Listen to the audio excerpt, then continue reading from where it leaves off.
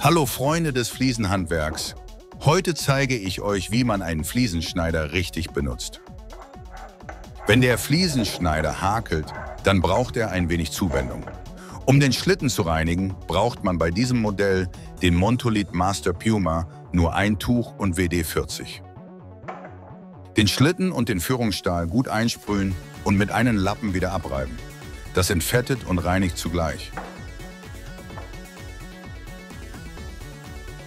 Unterstütze meinen Kanal und erhalte Zugriff auf geheime Fliesenhacks. Jetzt Mitglied werden. Man kann das WD-40 auch direkt auf einen Lappen oder Tuch auftragen, wenn es die Arbeit erleichtert. Gründliches Reinigen ist nicht oft nötig. Diese Maschine ist sehr wartungsarm. Sollte der Schlitten beim Zurückziehen nicht sauber zurücklaufen, dann wird es Zeit für eine Reinigung. In diesem Zuge reinige ich den Wippentisch und die Anzeigeskala gleich mit.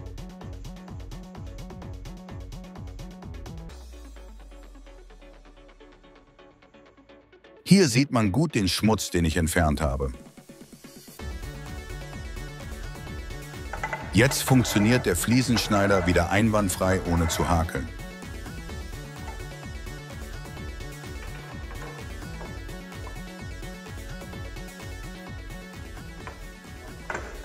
Wenn man jetzt eine Fliese in den Schneider einlegt, kann man wieder ohne Widerstand in einem Zug den Schnitt gleichmäßig durchführen. Ein sauberer Schnitt.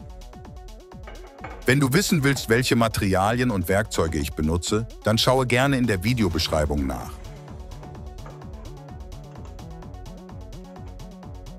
Bei einer Wandfliese sollte man ohne viel Druck den Schnitt durchführen.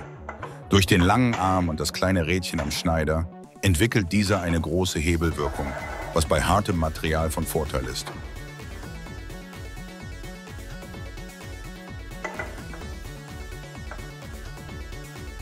Jetzt zeige ich euch noch, wie man eine Fliese ganz einfach brechen kann, wenn der Fliesenschneider keine Brechvorrichtung hat.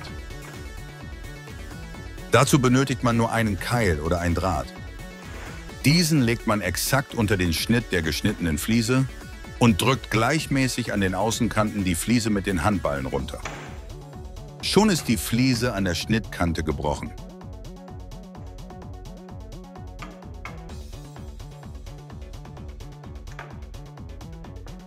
Etwas herausfordernder ist das Brechen von Hand.